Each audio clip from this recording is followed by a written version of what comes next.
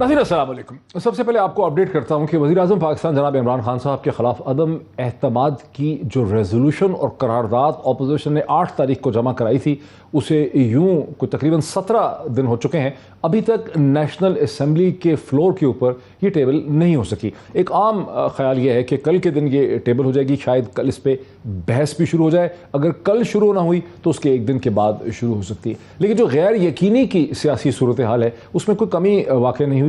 हर दिन कभी एक चीज़ भारी लगती है, कभी दूसरा पलड़ा जो है वो भारी लगता है। ताहम आज एक इंपॉर्टेंट पेशरफ्त उस वक्त हुई जब प्रेसिडेंशियल रेफरेंस जो आर्टिकल 63A के हवाले से सुप्रीम कोर्ट ऑफ पाकिस्तान के सामने आया है, जिसमें एक लार्जर बेंच 5 मेंबर के एक लार्जर बेंच ने उसकी आज समाअत शुरू की। वहाँ इंटरेस्टिंग ऑब्जर्वेशंस जो हैं वो हमारे सामने आई हैं, कुछ आपको स्क्रीन पे दिखाई भी जा सकती हैं, जिसमें जज साहिबान ने कम अज़ कम कैटेगोरिकली ये कहा कि किसी भी मेंबर को वोट डालने से रोका नहीं जा सकता।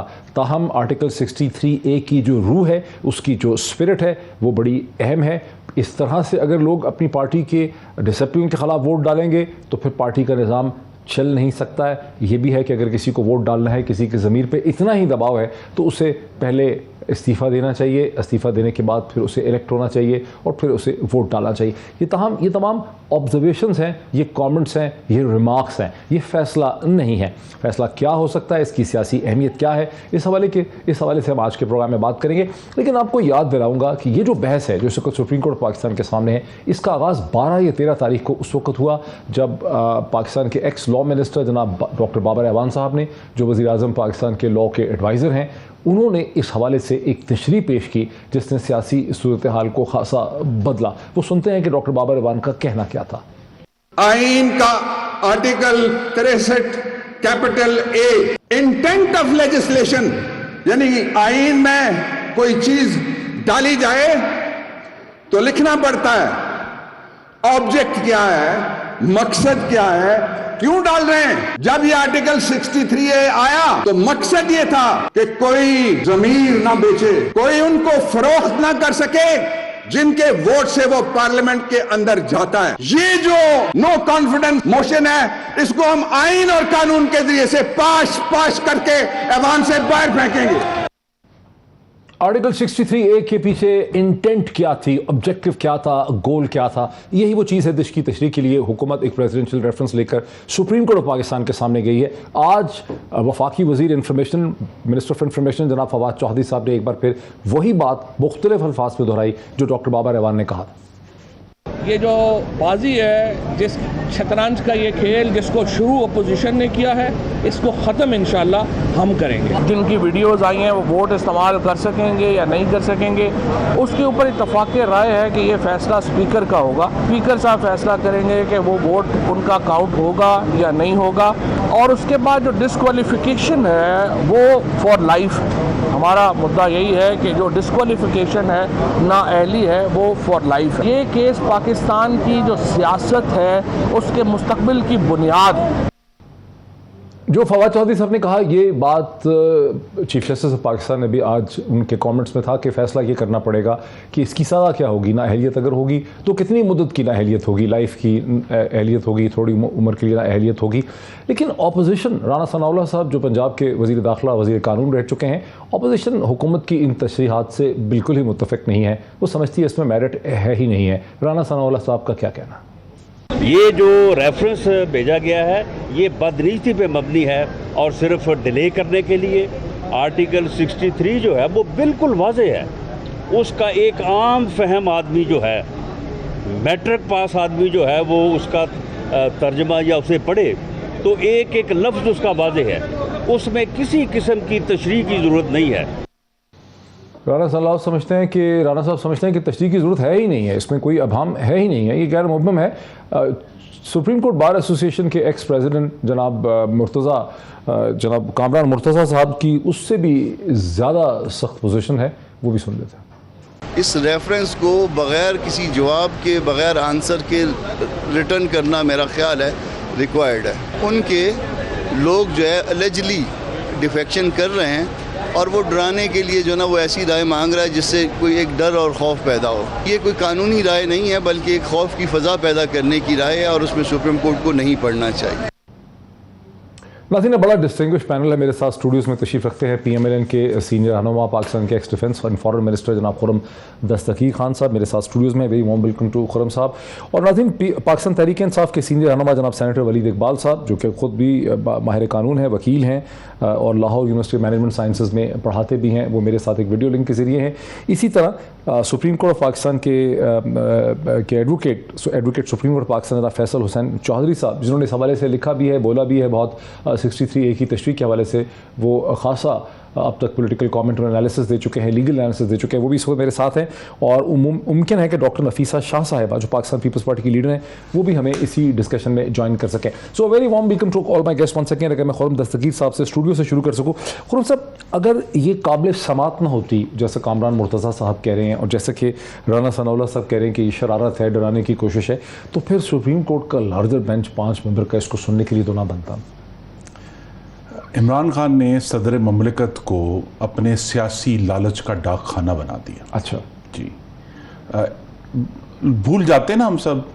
एक दफ़ा सदर ममलिकत ने इस रेफरेंस की तरह इलेक्शन कमीशन ऑफ पाकिस्तान के 2 मेंबरान की नोटिफिकेशन कर दिया था और वो उसको बाहर फेंकना पड़ा, अदालत में गया, अदालत ने बाहर फेंक दिया।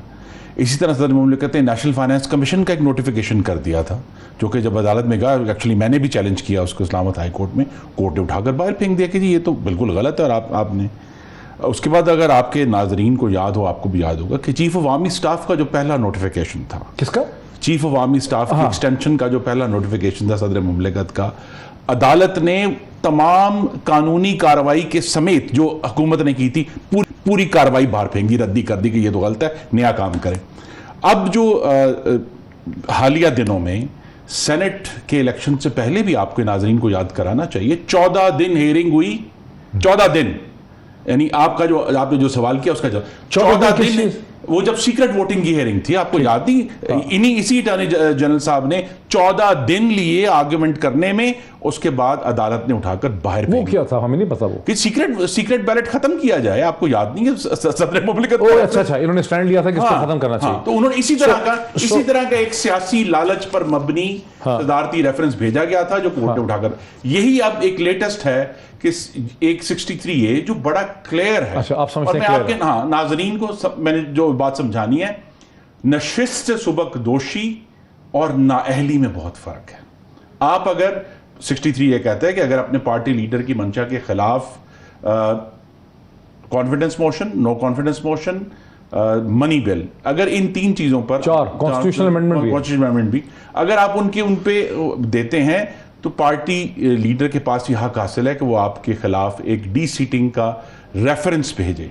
लेकिन इसका ये मतलब है कि वो ये नहीं है कि जी वो नहल हो गया, अब हुकूमत नहीं सर, उसकी वैसे उसकी लैंग्वेज इस तरह की है कि वो नहल हो जाएगा, उसके बाद फिर स्पीकर और इलेक्शन कमीशन का कोई रोल नहीं है, उसके खिलाफ अपील हो सकती है अदालत में, सुप्रीम कोर्ट में अपील, एक्ट कंप्लीट हो जाएगा। देखिए, मेरी जो इस्तदा है, अच्छा, कि वो नशिस्त से सुबक दोषी, नाअहली नहीं है। ठीक। हुकूमत का सियासी लालच क्या है, ये आपके नाजरीन को खुलकर पता होना चाहिए। हुकूमत का सियासी लालच ये है कि ये डर कि वो लोग जो इमरान खान के खिलाफ इंशाल्लाह वोट देंगे, जिनकी तादाद रोजाना बढ़ रही है, हाँ जी, उनके 14 से बढ़ चुके हैं, जिनको बहुत उससे दुगनी हो चुकी है, यानी वो जिनको शो कॉज नोटिस दिया 14 को, उनसे ज्यादा है, उनसे बहुत ज्यादा है। अच्छा। आप देखें तो क्या होता क्या है। बात ये है कि जो तलवार उनके ऊपर लटकाई है कि अगर आपने ये वोट दिया, इमरान खान तो गए, लेकिन आप भी गए, आप जो हैं वो पूरी जिंदगी के लिए जो है वो नाहल हो जाएंगे, या 5 साल के लिए, ये नहीं, पूरी लाइफ लॉन्ग मांग रहे हैं, ये लाइफ लॉन्ग मांग रहे हैं, लाइफ लॉन्ग। अच्छा, अब ये हुकूमत का आखिरी बात, सियासी लालच है, डरावा है, जिसके अंदर को आज भी जब जरा सी सख्त सवाल हुए अटॉर्नी जनरल के पास, उनके पास जवाब नहीं था कि जनाब एक डी सीटिंग का ऑलरेडी उसके अंदर लफ्ज लिखा हुआ है, जबकि दूसरी जगहों पर डिस्क्वालिफिकेशन का लफ्ज है। तो आप थे वहां पे मौजूद? जी, मैं वहां मौजूद था। अच्छा, जरा ये दूसरा व्यू भी लेने दीजिए। जनाब फैसल हुसैन चौधरी साहब, आपने यकीनी तौर पे आप भी मौजूद होंगे और आप इस हवाले से बहुत ज़्यादा कमेंट कर चुके हैं, बहुत आपने इसको एक्सप्लेन भी किया, इसकी तशरीह भी की है। आपको क्या लगा कि आज सुप्रीम कोर्ट ऑफ पाकिस्तान में क्या इसको समझा गया कि ये गैर ज़रूरी किस्म का एक रेफरेंस है? वही 2 चीज़ें मैं आपको रिकॉर्ड पर रहना चाहता हूँ। सबसे पहले, ये कोई हुकूमती वज़ीर ने नहीं बात की थी, ये 9 मार्च में सबसे पहले डिबेट इनिशिएट करनी हमने शुरू की थी। सेकेंडली बात यह है कि अब मामला क्योंकि सब्जुडिस है, लिहाजा उस पर हतमी तौर पर राय जो है जिस तरह से राय वो सही बात नहीं है। उसके लिए जो भी है बड़ा कॉशियसली उसके ऊपर कमेंट करना है। अब ये मामलात जो हैं ये एक रेफरेंस में जो है वो गया है, वो आईनी जो है वो एक इख्तियार है। प्रेसिडेंट जो है वो सुप्रीम कोर्ट ऑफ पाकिस्तान को किसी भी नुक्ते आईनी नुक्ते की वजाहत के लिए रेफरेंस भेज सकते हैं, और यही सदर मुमलिकत ने किया है कि उन्होंने जो सवालात हैं वो इस 4 सवालात इस रेफरेंस में फाइल करके उन्होंने ये सुप्रीम कोर्ट से राय मांगी। आज अटॉर्नी जनरल ने बहुत अच्छा वो 4 सवालात क्या है केस अपना। आई मस्ट से कि जो वो 4 सवालात हैं, सबसे पहली सवालात ये हैं कि क्या जो है आइन के तहत फ्लोर क्रॉसिंग की इजाज़त दी जा सकती है या हॉर्स ट्रेडिंग की, जो कि इस वक्त हो रही है। दूसरी बात यह है कि जो बंदा वोट देता है अपनी पार्लिमानी पार्टी के पॉलिसी के अगेंस्ट, क्या उसका वोट काउंट हो सकता है। नंबर 3, क्या की डिस्क्वालिफिकेशन जो है वो फॉर लाइफ होगी इन केस अगर डिस्क्वालिफिकेशन इंटेल होता है। तो आज जो बात, क्योंकि मैं उसमें मौजूद था सारी हियरिंग में, तो जो एक बात ये हुई कि जो इसका हेडिंग है 63A का, वो है disqualification on the ground of defection. ये अटॉर्नी जनरल साहब ने आज अपना वहां पे ये केस बिल्ड किया कि अगर पॉलिटिकल पार्टीज को के अरकान को ये इजाजत दी जाए कि वो पार्लिमानी पार्टी के फैसलों के बरअक्स इन जो 63A में जो 4 कंडीशंस हैं उसमें जाके वोट देंगे, तो इस तरह से तो फिर जमहूरियत नहीं चल सकती। इस तरह से तो वो 90 का वही जो घिनौना और मकरूह धंधा जो है वो शुरू हो जाएगा, जिसमें बंदे उठाए जाएंगे, लालच दी जाएगी। अच्छा, लालच पैसों की हो, टिकट की हो, कोई और इंड्यूसमेंट हो किसी किस्म की, वो लालच है, और उसको ऊपर कदगन लगाना। अदरवाइज 63A लगाने की तो जरूरत ही नहीं थी, तो फिर 63A को लाने का तो सारा मकसद फौत हो जाता है।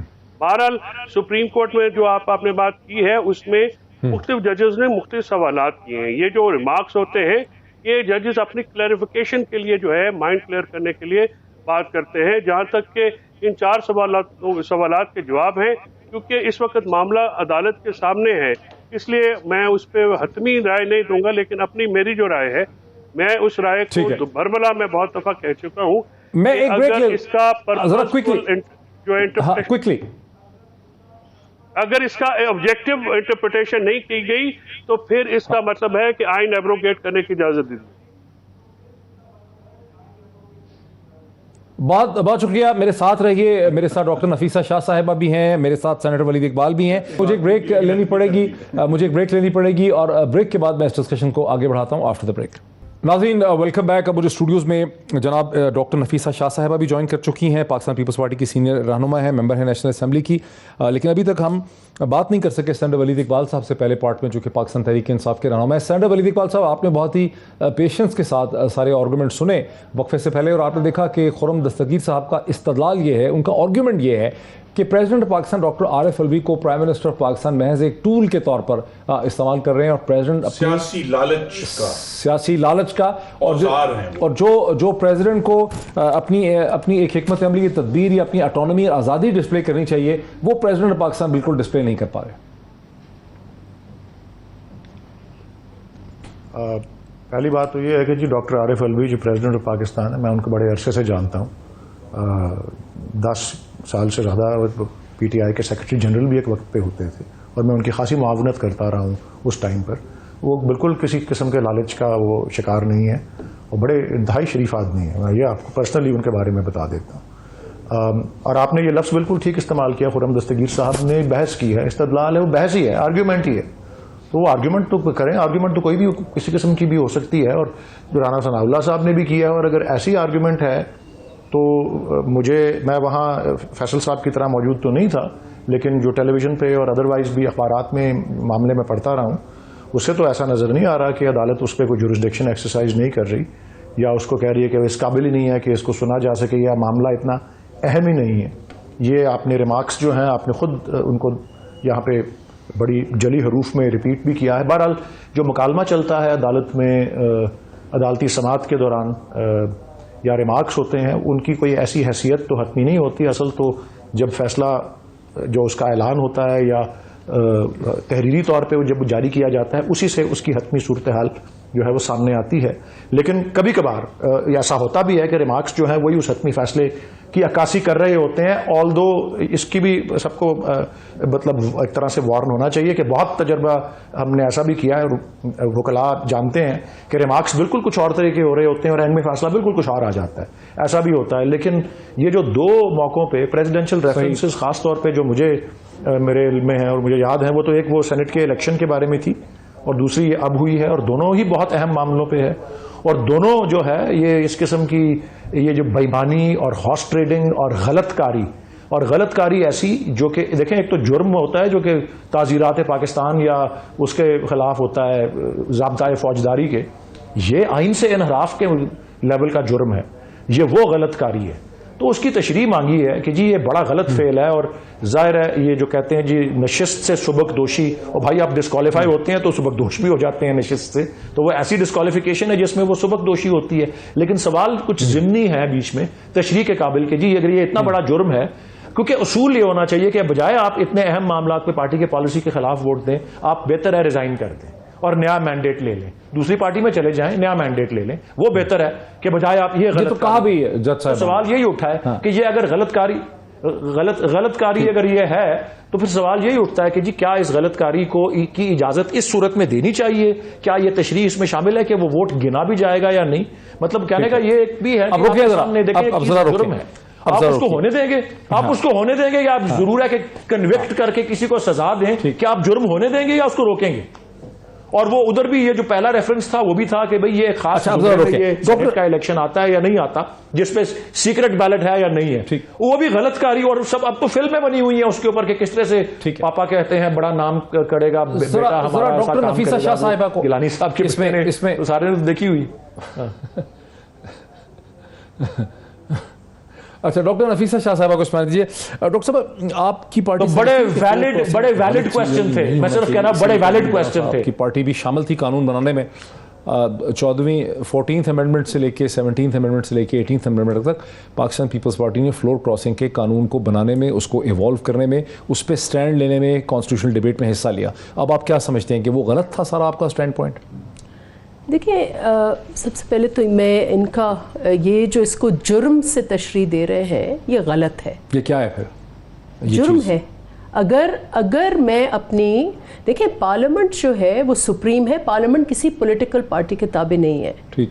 तो अगर मैं एक पार्टी की अगर हिस्सा हूँ और मैं ये फील करती हूँ कि प्राइम मिनिस्टर जो है उसने परफॉर्म नहीं किया है, तो मेरा ये इस्तेकाक है या मेरा राइट है कि मैं उसके अगेंस्ट वोट करूं या मैं कहूं कि the prime minister does not. Let me finish. Normal debate में तो ठीक है, लेकिन नो कॉन्फिडेंस में और मनी बिल में इजाजत नहीं है ना। Let me finish my argument. Parliament जो है उसका ये इस्तेकाक है, वजीर आजम डायरेक्टली इलेक्टेड नहीं है। ये जो जाके फलां डी चौक पर करूंगा, ये करूंगा, वो करूंगा, he is elected by parliamentarians, ठीक है, he is elected by MNAs। तो इवेंचुअल अख्तियार उसको डी-सीट करने का वो भी हर आइन में, तकरीबन हर पार्लियामेंट्री सिस्टम में the right to remove a prime minister rests with the parliament.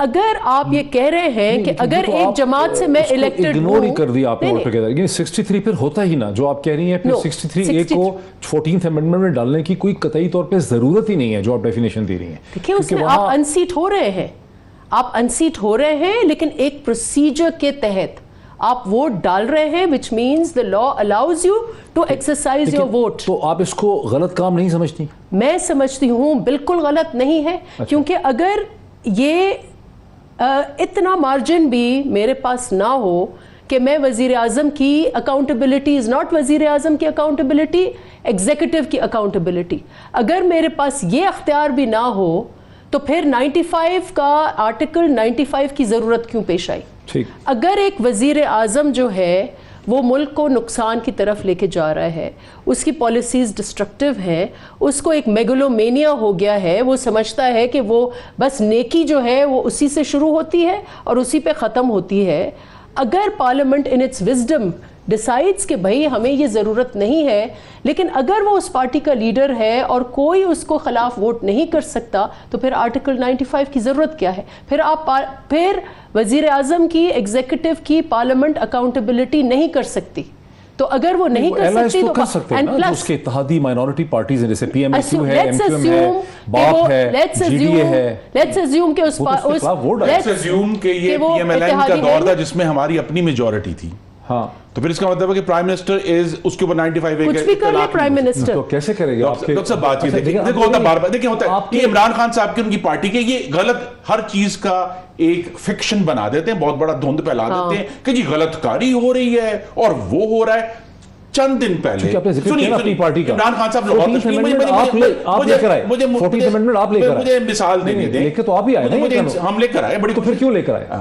उसकी इंटरप्रिटेशन आप गलत करने जा रहे हैं, कराने जा रहे हैं। वो चीज जो आइन में लिखी ही नहीं है वो आप लेके गए कोर्ट में। चंद दिन पहले आइन में परमानेंट डिस्क्वालिफिकेशन का जिक्र नहीं है, आइन में लिखा ही नहीं गया कि आपको उसको काउंट नहीं करना है। आप जाके वो चीज की इंटरप्रिटेशन करा रहे हैं जिसका आइन में जिक्र ही नहीं है, and just challenges common sense, it challenges law, it challenges all norms of justice. Vote of conscience, secret ballot senate में, वो तो बहुत अच्छा है, अगर वहां फ्लोर क्रॉसिंग होती है वो बहुत अच्छा है, वोट ऑफ कॉन्शियंस है वो जब इनको बेनिफिट होता है, लेकिन यहाँ पीएमएलएन के जिन्होंने जो मुनहरिफ हुए हैं, इमरान खान साहब उनको मिले एक दफा, एक से ज्यादा दफा मिले, अभी चंद दिन पहले मिले जब तो लाहौर तशरीफ ले गए, उनको उन्होंने जो है तरक्याती फंड से माला माल किया, दैट इज फाइन, वो गलतकारी नहीं है, ठीक है, गलत तो तजाद है दोनों तरफ। नहीं, हम देखें ये गलत है, ये काम गलत है, इसीलिए इसके ऊपर डी सीट की पेनल्टी डाली गई है, ठीक है, लेकिन उसको ये इस्तेमाल करना कि जी पूरी जिंदगी के लिए शख्स नाअहल हो जाएगा, ये क्या तरीके का? लेकिन कहते हैं ना, मुझे लीगल एक्सपर्ट्स ने बताया कि जब आइन में ये आइडेंटिफाई ना किया जाए कि सजा कितनी होगी डिस्क्वालिफिकेशन की, उसको फिर डिस्क्वालिफिकेशन लाइफ माना जाता है। ये इशू पहले भी 2017-18 आइन में कहीं नहीं लिखा, 2017-18 में कहीं नहीं लिखा, ये आइन में ये जो लंबी बहस है वकीलों की, ये एक नई इनोवेशन है। 62 में भी तो यही है ना, 62(1)(f) वगैरह, 62(f) एक फरक हिस्सा है, लिखा वहां भी नहीं है, यहाँ 63A एडिशनल ऐड किया गया था स्पेसिफिकली। दूसरी बात जो आपके ज़हन में आपने ऐड किया था, सिर्फ ये थोड़ा बता दें ताकि मैं फिर जाऊं, आपने ऐड किया क्यों था 13-14 में? ये इसलिए किया गया था कि उस वक्त ऐसे हालात थे 90s में जहां मैनिपुलेशन होती थी पार्लियामेंट की बार बार, लिहाजा उसको रोकने के लिए ये किया गया। अब नहीं है, इट्स अ लिमिटेड चेक। अब देखिए आज क्या हुआ, हमने but limited check, it's a limited check, it's a limited check. लेकिन ये मेरा जैसे मैंने कहा कि इसलिए इंपॉर्टेंट हो जाता है कि आपने सपोर्ट किया है इसको। आज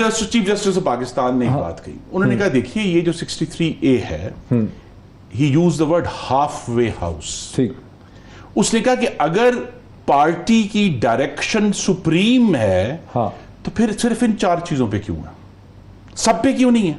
अच्छा, वो तमाम आर्गुमेंट जो अटॉर्नी जनरल ने बिल्ड किया कि जी ये देखें जी ये ऐसे हो जाएगा, ये ऐसे हो, पार्टी का तो बड़ा रोल है, पार्टी बड़ी अहम है, तो चीफ जस्टिस ने कहा कि ये एक हाफ वे हाउस आप बात कर रहे हैं कि जनाब अगर पार्टी इतनी सुप्रीम है और पार्टी लीडर की विल इतनी सुप्रीम है, तो फिर हर लेजिस्लेशन पे क्यों उसका इतलाक नहीं होता? फिर ये है कि हम ही खत्म कर दें वोटिंग का मामला। जिस दिन जो पार्लियामेंट ने डिसाइड हो गया कि जी 172 इसके हैं, 173 इसके हैं, हर बिल आए उसमें लिखा जाए जी इनके 56 हैं, मेरे 84 है, वो लिख के 84 लिख के वो पास कर देगा, जी बस खत्म हो गया। हमें ना पार्लियामेंट में डिबेट की जरूरत है, ना पार्लियामेंट में बिल लाने की जरूरत है। ये जो पूरा जो लॉजिक आज सुप्रीम कोर्ट में दिया गया, उसको जब आप एक्सटेंड करते हैं तो इट लूजेस ऑल मीनिंग। और दूसरी बात है फंडामेंटली देखिए, पाकिस्तान में दुनिया के किसी भी पार्लियामेंट में चूंकि मैं और मोहतरमा दोनों रुकन हैं उस ऐवान के, पार्लियामेंट में दिए गए किसी वोट की बुनियाद पर मुस्तकिल नाअहली नहीं हो सकती, बिकॉज वी आर एक्सरसाइजिंग, और ये आर्गुमेंट बड़ा क्लियर होना चाहिए कि ठीक है हम एक पार्टी के सिंबल पर लड़कर आए हैं, 62 में तो हुई थी, 62F में मैं एक पार्टी के सिंबल पर लड़के आया हूं, मोहतरमा भी एक पार्टी के सिंबल पर है, लेकिन मैं उन 1,30,000 वोटरों का भी तो नुमाइंदा हूं ना जो गुजरांवाला में बैठे हुए हैं।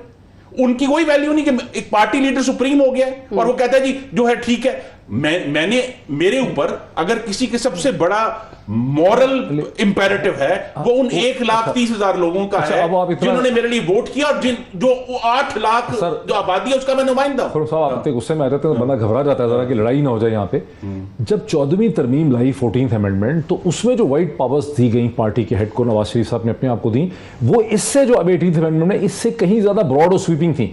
वहां नो कॉन्फिडेंस का नहीं मसला था, वहां इनडिसिप्लिन के ऊपर ही एक पार्टी के मेंबर को नवाज शरीफ साहब निकाल सकते थे। तो आपने तो बहुत ज्यादा पावर्स दी थी जिनको मुशर्रफ ने बाद में 17th अमेंडमेंट में कर्टेल किया। 18th भी तो आई ना जी, 18th में फिर थोड़ा सा 18th बैलेंस हो, इसको दोबारा उसको बैलेंस किया। मेरा मतलब आपने तो ज्यादा ये बड़ी इसको कहते हैं कानून का इवोल्यूशन, इर्तका है कानून का जो हो रहा है। अच्छा। लेकिन इस इर्तका में इमरान खान का सियासी लालच, ठीक। जिसके लिए वो सुप्रीम कोर्ट को अब्यूज कर रहे हैं, हमें उस पर एतराज है। अच्छा, फैसल एक और point, जी, मैं जरा देखिए, मैं वो ये प्रोग्राम इस पार्ट में लेने दो इसको अमेंडमेंट जो है वो हमारा इस्तेकाक है, कोर्ट का नहीं है। ठीक। और कोर्ट अपनी एडवाइजरी कैपेसिटी में जो देगा, जो बाइंडिंग नहीं है पार्लियामेंट को। अच्छा, जनाब फैसल चौधरी साहब, खुरम साहब का एक एतराज ये है कि चूंकि आप फवाद चौधरी साहब के भाई हैं तो ये लोगों को पता होना चाहिए कि आपकी ओपिनियन है। बराबर, मैं तो समझता हूं कि आपकी अपनी एक ओपिनियन है एज ए कॉन्स्टिट्यूशनल एक्सपर्ट। आपने दोनों आर्गुमेंट सुने, आपका क्या इस्तदलाल है, आर्गुमेंट क्या है? मेरा ख्याल में ये दोनों नौजवान पार्लियामेंटेरियंस को 2010 की स्पीचेस पढ़ने की ज़रूरत है और थोड़ा लॉ पढ़ने की भी ज़रूरत है। ये बाइंडिंग ओपिनियन है, ये सुप्रीम कोर्ट अब वकला महाज केस में भी डिक्लेयर कर चुकी है और ये क्योंकि पहले ये एक दूसरे के खिलाफ करते थे, लिहाजा ये एक बुरी बात थी। अब क्योंकि दूसरे के खिलाफ कर रहे हैं तो ये अच्छी बात हो गई। देखिए, जो चीज़ अच्छी है वो तो अच्छी होगी, वो बुरी होगी तो बुरी होगी। हॉर्स ट्रेडिंग और ये चीज़ें जो हैं, ये एक ऐसा गन था 90s की, पूरी सियासत इससे भरी पड़ी है। और मोहतरमा डॉक्टर लतीफ़ा शाह साहबा से ज़्यादा किसको पता होगा कि क्या क्या उस वक्त पीपल्स पार्टी की बेनज़ीर भुट्टो साहबा की जो गवर्नमेंट के साथ हुआ, उसके पीछे क्या क्या जो है वो अवामिल कारफरमा थे। जहाँ तक आपकी ये बात है कि जी क्या प्राइम मिनिस्टर के ऊपर चेक जो है वो चेक जो है वो पार्लियामेंट रखती है, पार्लियामेंट्री कमेटीज होती हैं, आपकी फ्लोर ऑफ द हाउस है। ये 4 जो आपने कंडीशंस जो हैं 2018वीं तरमीम में जो लागू की 2/3 मेजॉरिटी के साथ, और तमाम पार्टीज ने इसको सपोर्ट किया उस वक्त ये रुकवाने के लिए, क्योंकि वहाँ पे जो हॉर्स ट्रेडिंग और फॉरवर्ड ब्लॉक्स की जो सियासत थी उसके पीछे मतबा नजर था। अब ये सुप्रीम कोर्ट को जो है वो आसिफ जरदारी साहब ने भी रेफरेंस भेजे थे, उस रेफरेंस में उन्होंने जजेस को अपॉइंट करने का एक नुक्ता था जिसके ऊपर वजाहत मांगी। तो आइन में जो एक चीज़ दी गई है उसको जो है सुप्रीम कोर्ट के पास भेजना, और सुप्रीम कोर्ट का इस्तेकाक है कि वो आइन को इंटरप्रेट करे किस तरह से। जहाँ तक ये बात है कि आप आज ये बात बड़ी ये हुई, देखिए जो 63A में पार्लियामेंट्री पार्टी जो है, पार्लियामेंट्री पार्टी का डिसीजन होता है, लीडर का फैसला नहीं होता है। लीडर पार्लियामेंट्री पार्टी की जो फैसला है, जो मेजॉरिटी वहाँ पे पार्लियामेंट्री पार्टी करती है, उसकी डिसओबीडियंस के ऊपर डिफेक्शन जो है डिक्लेयर करता है, वो फिर जाती है इलेक्शन कमीशन के पास। सेनेट के इलेक्शन में जब ये बात आई थी तो उस वक्त अगर ओपन हाउस होता तो फिर ये शायद मामला खुरम साहब कह रहे हैं ऐसा नहीं है, आप ये कह रहे हैं कि पार्लियामानी लीडर जो है वो डिस्क्वालीफाइड, एक तरह से फैसला हतमी हो जाता है। ये आज इनोवेशन हुई है, आप ये समझ रहे हैं?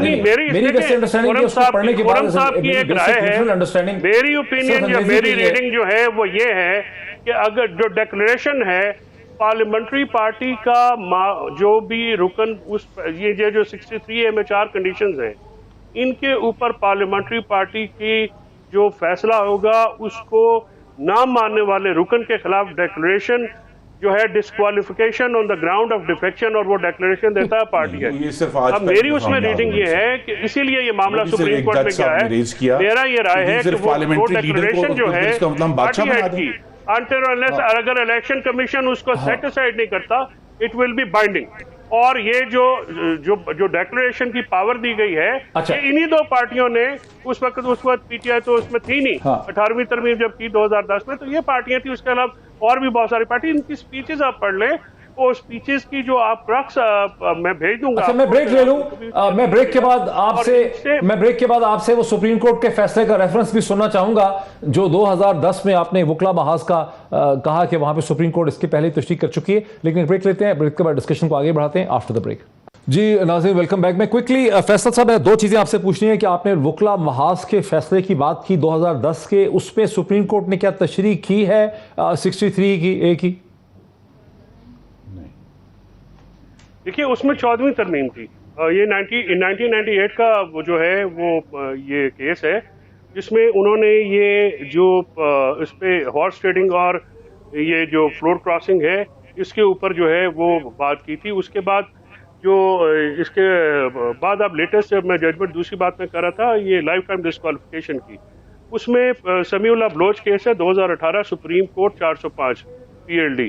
उसमें ये 5 मेंबर बेंच ने ये लिखा है कि क्योंकि जो टाइम फ्रेम है वो कॉन्स्टिट्यूशन में नहीं दिया गया है तो उसकी एब्सेंस में जो डिस्क्वालिफिकेशन की मुद्दत है वो लाइफ टाइम जो है वो कंसीडर की जाएगी। तो अगर पार्लियामेंटेरियन समझते हैं कि उसमें और ये होनी भी चाहिए, इसमें कोई हर्ज नहीं है, तो पार्लियामेंटेरियन जो है वो अपने कॉन्स्टिट्यूशन में उसका टाइम फ्रेम जो है वो डाल सकते हैं। एट द मोमेंट जो इस वक्त हमारे पास मौजूदा लॉ है उसकी कोई काउंटर प्रेसिडेंट नहीं है कि लाइफ टाइम डिस्क्वालिफिकेशन के अलावा कोई और बात हो। अच्छा, सिर्फ एक क्विक, उसके बाद मैं जाऊं सेनेटर साहब की तरफ। मुझे सिर्फ एक चीज बता दें कि इसमें इलेक्शन कमीशन का आर्टिकल 63A 3 और 4 में जब इलेक्शन कमीशन को मिल जाएगी रिकमेंडेशन के पार्टी हेड ने, पार्लियामानी हेड ने भेज दिया उसके पास डिस्क्वालिफिकेशन का, तो क्या इलेक्शन कमीशन उस डिस्क्वालिफिकेशन को ओवरटर्न भी कर सकता है या उसको बात माननी ही पड़ेगी पार्लियामानी लीडर की? क्योंकि ये 18वीं तरमीम में ये चेंज करके इन्होंने इलेक्शन कमीशन को ये जो चेक है पार्लियामेंट्री जो पार्टी हेड के ऊपर, वो इलेक्शन कमीशन की इसीलिए लगाई गई ना कि अगर आप वहाँ पे डिक्लेरेशन जो है वो जाती है, इधर तो अगर प्रोसेस फॉलो हुआ है और वो जो एलिगेशन है शो कॉज में वो ठीक है तो फिर तो वो कंफर्म हो जाएगा। एक कायशा गुलालई केस है, अगर आपको याद हो, उसमें ये हुआ था प्रोसीजर नहीं फॉलो हुआ था, शो कॉज नोटिस नहीं, वो एक अलग मतलब मामला था, तो इलेक्शन कमीशन ने उसमें डिक्लेरेशन दी थी, वो अपील भी हो गई थी। तो इश्यू वो इलेक्शन कमीशन की जो इंटरफेरेंस है या उनका वो चेक है वो पार्टी लीडर की यानी कोई विम्स पे या अपनी ख्वाहिश पे गुस्से में या डिसलाइकिंग के ऊपर जो है वो मामला हो तो उसमें प्रोसीजर ना फॉलो किया गया हो या कोई अपनी विम्स पे ना निकाल दे, तो इसलिए फिर इलेक्शन कमीशन का जो है वो चेक लगाया गया जस्ट टू सी कि अगर प्रोसीजर फॉलो हुआ है तो आप, लेकिन और का लफ्ज इस्तेमाल हुआ है, नहीं लिखा हुआ यहाँ, उसमें लिखा है डिक्लेरेशन और अदरवाइज। हाँ फॉरम दस्तगीर साहब, आप क्या कहते हैं कि वहां चूंकि लिखा है कॉन्फर्मेशन और अदरवाइज? मैं चाहता हूं कि अंग्रेजी पढ़ दी जाए कि वो तो जाहिर है कंफर्मेशन, अगर तो डिक्लेरेशन की कंफर्मेशन होगा कंफर्मिंग द डिक्लेरेशन और अदरवाइज, या ये नहीं लिखा कि जी किस बुनियाद पर वो चेक करेगा, उसने कहा कंफर्मिंग द डिक्लेरेशन और अदरवाइज। उसके पास पावर है। वलीद साहब, आपकी क्या ओपिनियन है? सेनेटर वलीद इकबाल। अब नहीं, इसमें वो तो जाहिर है, अदरवाइज तो फिर 24 उनको एक स्पीकिंग ऑर्डर पास करना पड़ता।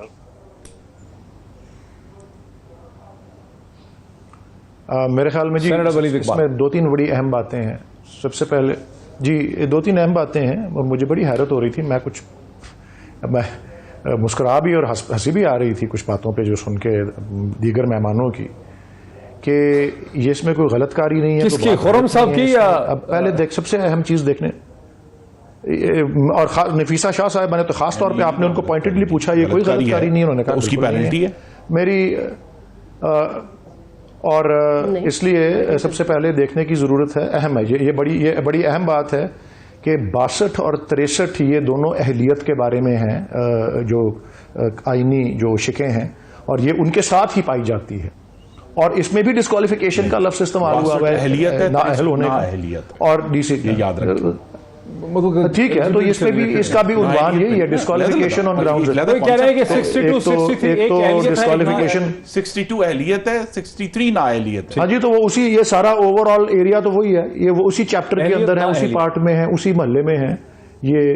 और दूसरी बात, हाँ जी, अहलियत नाअहलियत और ठीक है, डिफेक्शन उसी महल्ले में, ये जरा काइंडली डिफेक्शन का और डिफेक्शन का लफ्ज जरा इस पे भी गौर करें, इसका मतलब क्या होता है, इसके उर्दू में माने क्या होते हैं, इसकी अंग्रेजी में क्या तशरीह होती है। एलिजेंस को चेंज करना, वफादारी बदलना, मुख्तलिफ ज़ुमरों में आती है। अपने मुल्क को छोड़ के किसी दूसरे मुल्क के वफादार बन जाना, अपनी जमात को छोड़ के, अपने दीन को छोड़ के, इर्तदाद जो है ये भी डिफेक्शन का एक माने है, इनहराफ डिफेक्शन के एक माने हैं। मिसाल मैं दे रहा हूं सिर्फ कि हमारे दीन में क्या सबक है इर्तदाद का, और सजा क्या है इर्तदाद की? मौत है। मुर्तद की सजा मौत होती है, ये कहा जाता है ना। ये इतनी सीरियस चीज है, चले वो तो दीन के हवाले से है, एक रूहानी मामला है, ये तो दुनियावी एक सियासी मामला है, लेकिन ये कोई छोटी बात नहीं है। तो खुर्रम साहब ने और डॉक्टर नफीसा साहिबा ने ये कहा है कि हम ये नहीं कह रहे कि गलत नहीं है, मसला है कि इसकी सजा पे यही अब इसमें है ना, आप भी समझते हैं कि काम गलत है। नो आप नहीं समझते? मेरी अर्ज सिर्फ ये, मेरी अर्ज यही है, मेरी अर्ज यही है, मेरी अर्ज यही है। नहीं, मेरी अर्ज यही है। चले मेरी सवाल एक सेकंड, सुप्रीम कोर्ट के पास सवाल जो गया हुआ है वो ये गया हुआ है कि ये अगर इतना बड़ी गलतकारी है कि जिससे आप सुबक दोष हो जाते हैं, नाअहल हो जाते हैं, क्या इस किस्म की गलतकारी का वोट गिना जाना चाहिए कि नहीं गिना जाना है? वो खामोश है, वो आर्टिकल खामोश है। ये ऐन मुमकिन है उसकी तशरीह ऐसे हो सके ना भी हो, लेकिन मुमकिन है हो भी सके। तो ये तशरीह मांगना इतनी बड़ी गलतकारी की को सजा वो तो है, लेकिन क्या वोट गिना जाएगा? वो सही वोट होगा? वो वैलिड वोट शुमार किया जाएगा? जिसको इंसदाद के लिए, इस इर्तदाद के लिए, इस इनहराफ के लिए जो बनाया है, जो 63A, ये मेरा सवाल है। और ये बिल्कुल ठीक किसको डालने से, काउंट करने से कोई नहीं रोक सकता। तशरीह मांगी जाए, जो भी आपने पेनल्टी डाली है वो बाद में डालेंगे आप। ठीक, वही तशरीह मांगी है, वो तशरीह मांगी है कि आप चले वोट मान भी तो फिर सजा की बात आ जाएगी फिर तो देना सजा। हाँ, तो सजा लाइफ डिस्क्वालिफिकेशन है, वो कहते हैं, आप कहते हैं सजा हल्की सी दें, 3 महीने में वापस आ जाए। नहीं, ये भी बड़ी अहम बात है डी सीट का डॉक्टर साहब, ये भी बड़ी अहम बात है, ये बड़ी अहम बात है। ये चारों चीजें ऐसी हैं, ये चारों चीजें ऐसी हैं जिसमें ओपन वोट है, कि जब जो चीज इनमें ओपन वोट है, ये चारों चीजें ऐसी हैं, इसलिए ये काउंट हो सकता है। कुछ लोग किसी भी वजह से आपका टिकट लेके पार्टी हुकूमत गिरा देते हैं, उसके बाद वो सिर्फ 3 महीने के लिए डिसीट होते हैं, अगले इलेक्शन में वापस आ जाते हैं, तो आपने उनको रिवॉर्ड कर दिया, खास करके पैसे भी डाल दिए। Let the people of Pakistan decide. Pakistan decide. Pakistan के लोग कहां से डिसाइड करेंगे बेचारे? वो कहां है?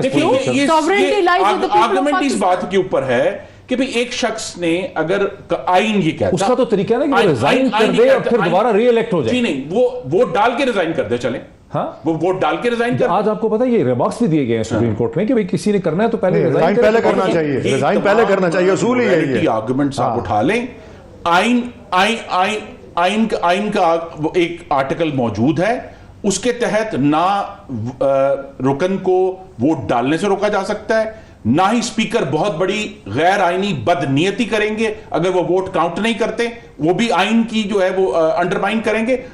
एक दफा वो रिजल्ट आ जाए, उसके बाद आप कह दें कि जी अच्छा जी पीनल क्लॉज लगती है। इमरान खान साहब ने आयशा गुलानी के खिलाफ भी तो लिखा था ना, लेकिन क्या रिजल्ट हुआ? नहीं हुआ। इलेक्शन कमीशन ने जी डॉक्टर नफीसा शाह साहब, देखिए पहले तो ये अस्यूम करना नहीं, ये अस्यूम करना कि एक मेंबर डिक्लेयर करता है कि मैं इस वजीर आजम या इस शख्स को, वो ये नहीं कहता कि मैं इसको वोट करूंगा या नहीं करूंगा, वो ये कहता है कि मैं आज़ाद हूं, मैं अपने ज़मीर के मुताबिक वोट करूंगा। अगर ये बंदा डिक्लेयर करता है, सारी अवाम सुनती है, ये क्यों अस्यूम करते हैं कि इसमें ब्राइबरी इन्वॉल्व है? Where is the proof? आप उस बंदे को जो कहते हैं, जो कहता है कि मैं ज़मीर का वोट करूंगा, टिकट तो कह रहे हैं ना कि ऑफर करें सभी, तो टिकट ब्राइबरी है। देखें वो क्यों ब्राइबरी, टिकट में क्यों ब्राइबरी? वो समझता है कि अभी उसका जो हल्के हैं उसमें लोग उसको खड़ा नहीं होने देंगे अगर इनकी सीट पर लड़े, तो उसने अनाउंस किया। But why is it immoral even to announce? तो बड़ा सिंपल सा सवाल है। Is it a bribery? ये इज इट हॉर्स ट्रेडिंग? इस पानी की बोतल की एक मटेरियल वैल्यू है, इस प्याले की एक मटेरियल वैल्यू है, इस टेबल की एक मटेरियल वैल्यू है, इस पेन की एक मटेरियल। टिकट मिले किसी को एक पार्टी का, उसकी मटेरियल वैल्यू नहीं है। नहीं, मटेरियल वैल्यू नहीं है। पीटीआई की टिकट की कोई मटेरियल वैल्यू नहीं है, मटेरियल वैल्यू नहीं है। लेकिन ये horse trading, is it horse trading? Would you call it horse trading? Where is the monetary benefit? मेरे हिसाब से तो हॉर्स ट्रेडिंग है। जब आप उसको टिकट ऑफर कर रहे हैं, आप उसको इंसाइटमेंट करें, या तो वो कहे मेरा जमीर जाग गया है, मैं अब सियासत छोड़ रहा हूं, ये बुरे लोग हैं, मैं इनको छोड़ के। क्यों छोड़े वो सियासत? देखिए अगर सियासत में, या मैं सीट से रिजाइन कर रहा हूं, सीट से रिजाइन कर रहा हूं, एक चीज सर बता दें, उससे बिल्कुल आया था, वो वादे पूरे नहीं है, वो सीट बाद में वोट के बाद रिजाइन करें। बात हो रही है, maybe it is in the national interest to be seat the leader of the house. इसका एक सिंपल लिटमस टेस्ट एस्टैब्लिश कर लेते हैं। नहीं मुझे नहीं, लेट मी नहीं, मुझे एक सवाल, नहीं एक सवाल मुझे बोलने दे नहीं, वक्त ही 2 मिनट रह गए। प्राइम मिनिस्टर साहब को क्या फिक्र है कि वो नो कॉन्फिडेंस फेस क्यों नहीं कर रहे? मैं एक आपसे सिर्फ एक छोटा सा काउंटर सवाल पूछना चाहता हूं। ये राइट डॉक्टर साहब, मैं एक सिर्फ छोटा सा आपसे सवाल पूछना चाह रहा हूं। डॉक्टर साहब, मैं सिर्फ एक छोटा सा सवाल आपसे पूछना चाह रहा हूं ताकि लोगों को पता चल जाए, क्या ये राइट आप पीपल्स पार्टी और पीएमएलएन के लोगों को भी देंगी, जो राइट आप पीटीआई के लोगों को दे रही हैं कि वो छोड़ के आपकी तरफ आना चाहिए? उनको है ये राइट हासिल कि नहीं है? जो कॉन्स्टिट्यूशन में नहीं लिखा वो आप इंटरप्रेट नहीं करा सकते। जो बड़ी अहम बात है ये है कि आम तौर पे कॉन्स्टिट्यूशन में क्या पीएमएलएन के लोग अगर ये करेंगे तो आप उनके बारे में क्या महसूस करेंगे? हुकूमतें ऑपोजिशन के मेंबर खरीदा करती हैं। ये पहली दफा हुआ है कि हुकूमती पार्टी ब्रेकअप हुई है बिकॉज हाकमियत का इमरानी जनाजा वलीद इकबाल साहब देने के लिए तैयार नहीं हो। देखिए, ये खुरम साहब के आर्गुमेंट में जान है, इसको रिस्पॉन्ड करें। देखिए जी, मैं सिर्फ आपको करना चाहता हूं कि रजा रबानी साहब का एक एग्जांपल है। एक मिनट, जब बीबी की तकरीर चलाएं, वो जो 24वीं तरमीम हुई थी, मैं बताना चाहता हूं बीबी की तकरीर चलाएं और बाकी सारों को भी। कॉन्फिडेंस आप लोग सब भाग रहे हैं। हाँ, बात मुकम्मल कर ले, वक्त सामना करेंगे और डिफीट करेंगे। मैं अर्ज करना चाहता हूं कि रजा रबानी साहब ने 24वीं तरमीम जो मिलिट्री कोर्ट्स की थी वो फ्लोर ऑफ द हाउस पर वो पड़े थे, लेकिन उन्होंने पार्टी से बेवफाई नहीं की थी। जमीर भी जागा हुआ था, लेकिन उन्होंने इनडिसिप्लिन नहीं दिखाया। वो खिलाफ थे मिलिट्री कोर्ट्स के, लेकिन उन्होंने 24वीं तरमीम के हक में वोट दिया जाके। ये डिसिप्लिन होता है पार्टी का, ये तरीका होता है। मेरे मुखालिफ पार्टी में है। अच्छा, वक्त मैं तस्लीम करता हूं, ये बहुत ही दिलचस्प, पार्लियामेंट के मेंबर को सबक लेना चाहिए। वलीद इकबाल साहब का, डॉक्टर नफीसा शाह साहिबा का, खुर्रम दस्तगीर साहब का, इसी तरह फैसल चौधरी साहब का बहुत शुक्रिया। नाज़रीन, फैसला आपका। आज इतना ही, फिर आपसे मुलाकात होती है। बहुत शुक्रिया।